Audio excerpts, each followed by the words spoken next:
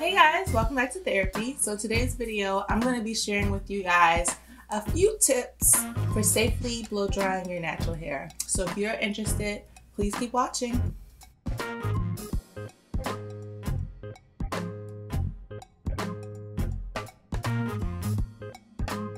Alright, so if you are not subscribed to my channel yet, please be sure to hit that subscribe button before we continue. I'll give you a second. Just hit it and you won't have to ever worry about it again. Okay? Also, if you like this video or you like the tips that I have suggested in this video, please be sure to give it a thumbs up. It lets me know that, I'm on the nose when it comes to content, when it comes to bringing you guys content that you actually find useful.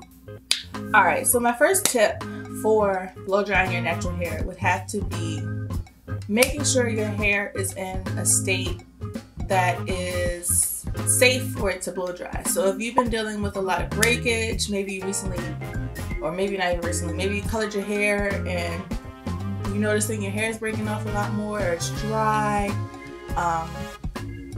maybe you want to hold off on blow drying it, or you want to properly prep your hair for blow drying. So that may be deep conditioning the week that you know you're gonna blow dry your hair. That could be trimming your hair. Trimming your hair can greatly help when it comes to blow drying it. Is my hair in a state that is healthy for it to be blow dry? So if it is, keep going. The next tip I would give is to make sure when you blow dry your hair, it is not soaking wet. So you don't want to blow dry your hair when you first get out the shower. If you can help it. I know sometimes we're in a rush and we need to hurry up and put a style in because we gotta go somewhere.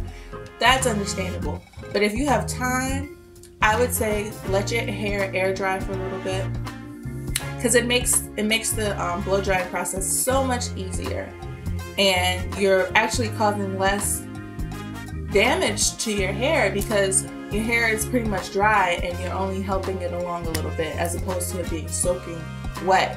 That's the longer, you have to spend longer or more time with that heat close to your hair and trying to get it dry. So that would be tip number 2. Tip number 3 would be to take a look at your blow dryer. I know when I first went natural, I had this old blow dryer that I had for years, and it probably was the cheapest one on the shelves. Let me see if I can find a picture. It's like one of those old blow dryers. It maybe cost me like $15, and maybe the warranty on that thing was only supposed to last for a year, but I was holding on to that blow dryer for a good 3 years. You want to update your blow dryer periodically, and if you can, invest in a not necessarily a high end, because I know everybody ain't balling. I'm not balling for sure. Maybe some mid-range blow dryer. I say that to say, let me show you guys one of my old ones. So this is one of my old blow dryers. It was falling apart. You see that? So it was falling apart, and so when I was blow drying my hair, I would notice a burning smell, and that's definitely a sign you need to get a new blow dryer. This thing was breaking, and I couldn't really tell because you put the thing on there and it covers it up. This one doesn't fit, but you know what I mean.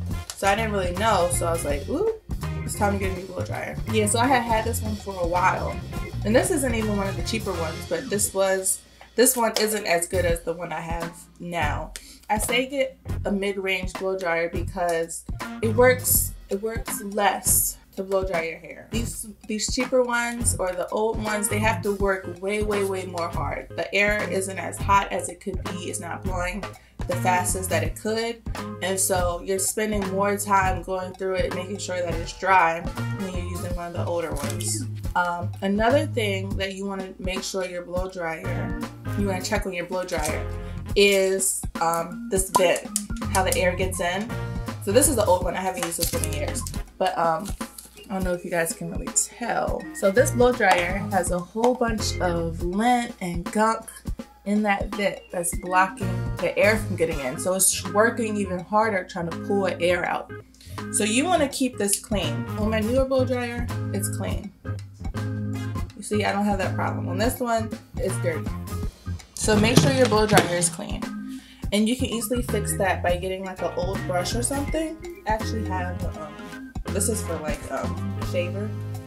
You just get in there and you just clean it out. Ooh, it's nasty. Look at all that. Look at all that gunk and nastiness that's being pulled in to your blow dryer. So make sure, you know, you keep your blow dryer clean. Another tip that I have is heat protectant. This is one old heat protectant I've had for years because I really don't blow dry my hair too often. I mean, I probably do it more than most people, but I've had this, I've only bought this once, and I would say I bought this maybe two years ago, and it's almost gone now. But I really like this heat protector. I definitely feel like it's protecting my hair from getting heat damage from blow drying it, as well as it kind of it's like the consistency is kind of oily and shiny, and I feel like it helps glide the teeth of the blow dryer attachment through my hair better. So definitely invest in a heat protectant because it is heat, even though it's not as hot as a flat iron. It's still heat that you're putting really close to your hair. Oh, and the last tip I would say would be to blow dry your hair in sections, which I hope everyone already does already, but I'm just gonna throw it out there for those who may not have been doing this. Blow dry your hair in sections. I do everything with my hair in sections. It just makes it easier.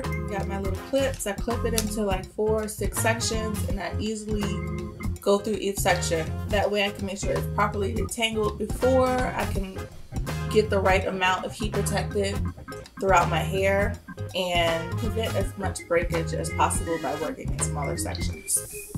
The last thing I would say is maybe in the last 2 years or so, that's how long I've had this thing too. But this Chi Silk Infusion, girl, this stuff right here is the truth. It really helps smooth out your hair even more when you blow dry it or flat iron it. It's just amazing. I got mine from the beauty supply store, but I definitely have seen, if not this product, a lot of cheap products for cheaper at Marshall's.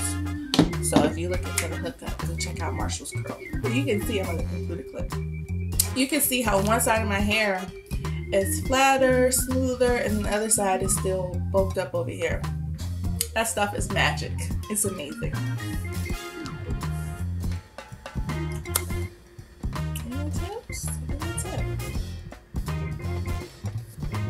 Those are all my tips for blow drying your hair, your natural hair safely. I feel like I'm missing some, so if you have a great tip that I did not mention in this video, please leave it below so that everyone else who is watching it can get some even more tips. Let's create a community of helping each other out when it comes to our natural hair. Don't be stingy with the tips, sis. Share. Sharing is caring, okay? So I hope you guys enjoyed this video. Please be sure to give it a big thumbs up if you found it helpful. And I will see you guys in the next video.